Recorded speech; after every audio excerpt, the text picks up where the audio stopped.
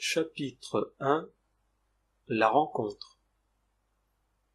La sonnerie de l'interphone retentit dans l'appartement. Patrick, saisissant l'interphone. « Oui, c'est Claude. » Patrick, enclenchant l'ouverture de la porte de l'immeuble. « D'accord. » On sonne à la porte. Patrick, ouvrant la porte de l'appartement.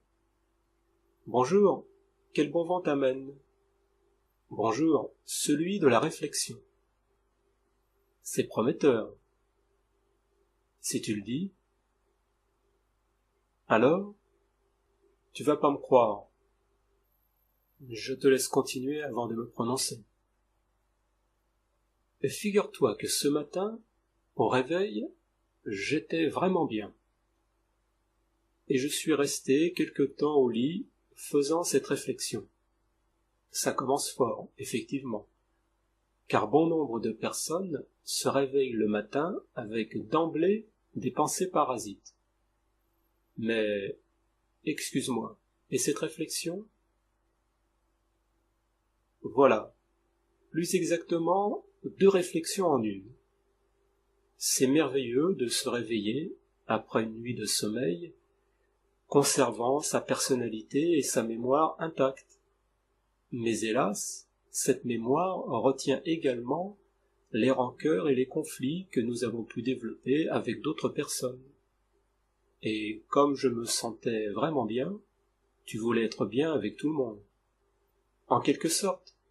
Mais je me demandais surtout s'il serait possible, après une bonne nuit de sommeil comme celle-ci, d'être à nouveau libre de tout ressentiment, d'oublier les anciennes querelles, de repartir sur des basses scènes. Pas seulement après une bonne nuit de sommeil. Quant à la persistance de la mémoire, ce miracle est un pur produit de l'évolution.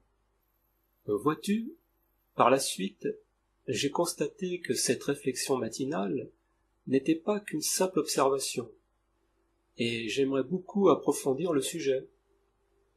Alors j'ai pensé tout de suite à toi, qui t'intéresse depuis longtemps à la psychologie, au sens de l'existence. Serais-tu d'accord pour aborder ce thème sur le fond ? Patrick, à la fois songeur et intéressé. Et justement, ça fait partie des sujets que j'aimerais bien explorer, et cela serait vraiment un plaisir de le partager avec toi. Ah, parfait. Je te demande juste un peu de patience. Comme cela mérite du soin et de l'assiduité, je te propose que l'on se retrouve régulièrement pour engager ce dialogue. En attendant, allons écouter de la musique. Volontiers. Que me proposes-tu ? La symphonie pastorale. Ah, le dieu Beethoven. Je ne pense pas qu'il accepterait ce qualificatif. En tout cas, une œuvre bienvenue pour prolonger ton sentiment de ce matin. Mieux, ça serait insoutenable. Magnifique, on ne s'en lasse pas. C'est le privilège de la musique, de pouvoir écouter des œuvres encore et encore, non seulement sans se lasser, mais en éprouvant un plaisir identique à chaque fois, si ce n'est plus. Si ce n'est plus en effet.